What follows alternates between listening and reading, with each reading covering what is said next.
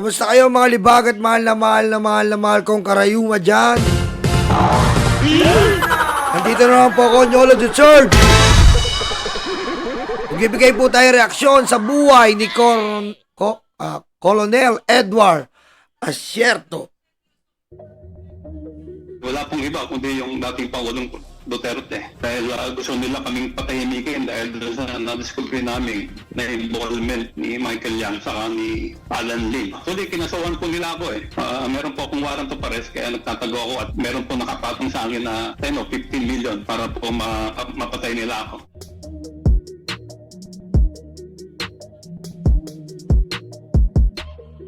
Sa likod ng mga balitang kriminal at mga eskandalong yumanig sa Pilipinas, may isang pangalan na lumutang, naging usap-usapan at patuloy na binibihag ang atensyon ng publiko. Si Colonel Eduardo Asierto, isang dating opisyal ng Philippine National Police na minsan nang itinuring na bayani sa laban kontra droga. Ngayon ay nababalot ng mga aligasyon at kontrobersya. Sa dokumentaryong ito, ating siyasatin ang mga akusasyon laban kay Asierto at susubukan tuklasin ang masalimuot na katotohanan. Sa simula ng kanyang karera, si Eduardo Asierto ay mabilis na nakilala sa hanay ng Philippine National Police o PNP dahil sa kanyang Magaling talaga to si Asierto, mahusay to eh. dedikasyon sa paglaban sa droga, na-promote siya at nagkaroon ng posisyon sa Anti-Illegal Drugs Group ng PNP. Dito, nanguna si Asierto sa ilang operasyon laban sa mga sindikatong nagdadala ng droga sa bansa. Isang tungkuling nagbigay sa kanya ng mataas na reputasyon sa larangan ng law enforcement. Ngunit noong 2018, isang eskandalo ang yumanig sa reputasyon ni Asierto. Ang kontrobersyal na magnetic lifters drug scandal ay naglantad ng umano'y pagpuslit ng bilyong-bilyong pisong halaga ng Yung magnetic lifter yan eh.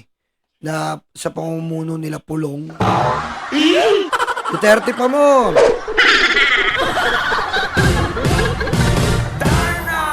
na itinago sa loob ng magnetic lifters sa Manila International Container Port at Cavite. Nang imbestigahan, nakita na ang mga lifters na ito ay bakante, ngunit pinaghihinalaang naglaman ng droga. Isa si Asierto sa mga naakusahan na may kinalaman sa pagtulong sa pagpupuslit ng mga drogang ito sa bansa. Ang kontrobersyang ito ay nagdulot ng galit ng publiko at nagbigay diin sa lalim ng korupsyon sa hanay ng mga opisyal ng PNP at Bureau of Customs. Nang lumutang si Asierto sa publiko para akusahan si Michael Yang, isang dating advisor ni Pangulong Rodrigo Duterte, na Ayan, no, siya nag-expose kay Michael Yang eh.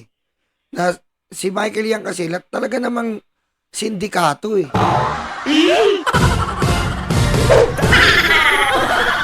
Yan ang mga dinikita ni Digong. Mga sindikato. Ang daming sindikatong nakadikit kay Digong. O, kita mo yung pogo. Sindikato. May kaugnayan umano sa mga sindikato ng droga, mas lalo pang nabaon sa kontrobersya ang pangalan ni Asierto. Inakusahan niya si Yang at ang ilang Chinese nationals na sangkot sa iligal na kalakaran ng droga sa Pilipinas. Sa kabila ng kanyang pahayag, agad na itinanggi ng Malacanang ang mga akusasyon at sinabi na isa lamang itong diversyon ni Asierto para ilihis ang atensyon mula sa sarili niyang kaso. Ang pagbatikos ni Duterte kay Asierto ay mas lalo lamang nagdulot ng masalimuot na mga tanong sa publiko tungkol sa tunay na katotohanan sa likod ng mga akusasyon. Isa pang malagim na kontrobersya ang lumabas nang makaladkad ang pangalan ni Asierto sa kaso ng pagdukot at pagpatay sa South Korean businessman na si Ji Ik-ju noong 2016. Bagaman hindi direktang inakusahan si Asierto sa pagpatay, ang insidenteng ito ay naganap sa ilalim ng kanyang liderato sa Anti-Drug Division. Itinulak nito ang publiko na magtanong, gaano kalawak ang kanyang kaalaman sa mga katiwalian ng mga opisyal sa kanyang departamento. Ang kasong ito ay nagpakita ng lalim ng problema sa loob ng PNP at naglantad ng kawalan ng kontrol sa mga tauhan ng pulisya. Isang krimen na lalong nagdumi sa pangalan ni Asierto ay ang alegasyon ng smuggling ng AK-47 rifles sa New People's Army, isang kilusang rebeldeng komunista sa Pilipinas. Dami ng kinaso sa kanya eh, no, ni Digong. Ayon sa mga ulat, si Asierto ay di umano'y kasangkot sa pagbebenta ng mga armas sa mga rebelde, isang aksyong nagbunsod ng pangamba sa seguridad ng bansa. Ang kasong ito ay hindi lamang paglabag sa batas, isa itong pag-atake sa seguridad ng bansa at naging mansa sa buong organisasyon ng PNP. Dahil sa serye ng mga akusasyon laban sa kanya, napilitang magtago si Eduardo Asierto, sinasabing may banta sa kanyang buhay. Patuloy niyang itinatanggi ang mga alegasyon, iginigiit na biktima siya ng mga ganid sa kapangyarihan at ng isang sistemang may malalim na korupsyon. akusasyon. Sino nga ba ang totoong Eduardo Asierto? Siya ba ay isang bayani na lumaban sa mga higanteng sindikato ng droga o isa sa mga opisyal na bumagsak sa sariling kasakiman? Narito ang mga dahilan kung bakit naniniwala ang ilan na totoo ang mga sinasabi ni Eduardo Asierto sa kabila ng mga kontrobersya at mga kasong isinampa laban sa kanya.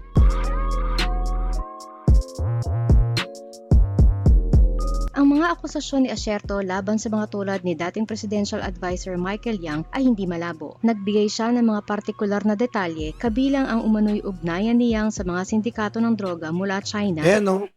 Kita mo, si Michael yan ang tinutulo. Ayan, si Alan Lim. Si Alan Lim. Aminado yung asawa, mayaman na sila dahil sa Pogo. Tumakbo pa ng congressman. Michael Yang, aka Dragon. Si Duterte yung Superman. Na aktibo sa Pilipinas, ang ganitong antas ng detalye ay nagbigay bigat sa kanyang mga paratang at naging dahilan para hindi ito basta mabaliwala. Nagbigay siya ng mga koneksyon at timeline na tila makatotohanan na nakapagdulot ng mga katanungan tungkol sa lawak ng korupsyon sa isang bahagi ng pamahalaan.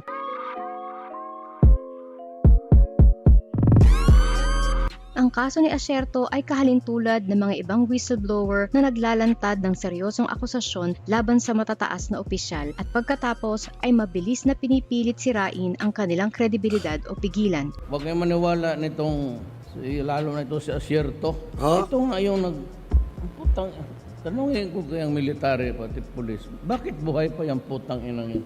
Man, he was the guy na nag-import ng AK-47. Kita mo? Duterte pa more. Para maproteksyonan ni Duterte ang mga Chinese. Ibinaling kay Asierto, Guban, pati yung anak niya, protektado. 1,000 something pieces. Tapos, dineliver niya sa New People's Army. Police itong gagong to ha.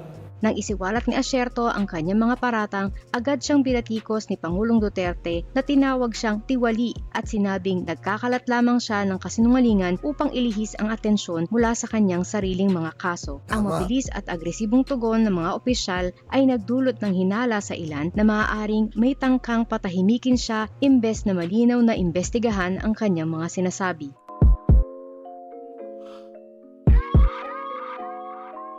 Kilala ang PNP sa mga matagal ng isyu ng korupsyon lalo na sa usapin ng anti-drug operations at pagkakasangkot sa drug trafficking. Dahil marami ng kaso ng mga pulis na napatunayang may kinalaman sa mga operasyon ng droga, nagmukhang makatotohanan ang mga akusasyon ni Asierto sa paniniwala ng ilan na maaaring may mga makapangyarihang tao na may kaugnayan sa mga ilegal na aktibidad. Ang kanyang Di ba si Alan Lim, Michael Yang, magkaibigan na yan? May property sa Dubai, galing sa pandemic na pera natin. Duterte pa! Now bilang insider o mula sa loob ay naging kapanipaniwala para sa mga may alam sa mga isyong ito sa PNP. Ayon kay Asierto, nagtatago siya dahil sa mga banta sa kanyang buhay na nagdaragdag ng timbang sa pagiging tunay sa kanyang mga paratang. Ayon sa kanya, ibinunyag niya ang mga isyu na ito hindi upang gumanti o para sa personal na kapakinabangan, kundi dahil natatakot siya para sa kanyang kaligtasan at nais niyang mailahad ang katotohanan bago pa may mangyari sa kanya.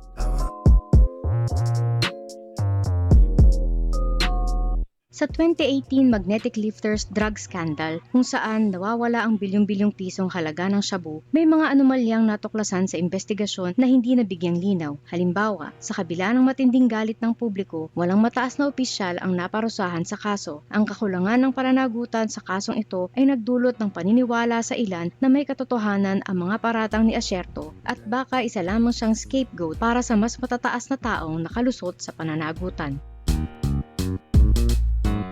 Kawawa naman.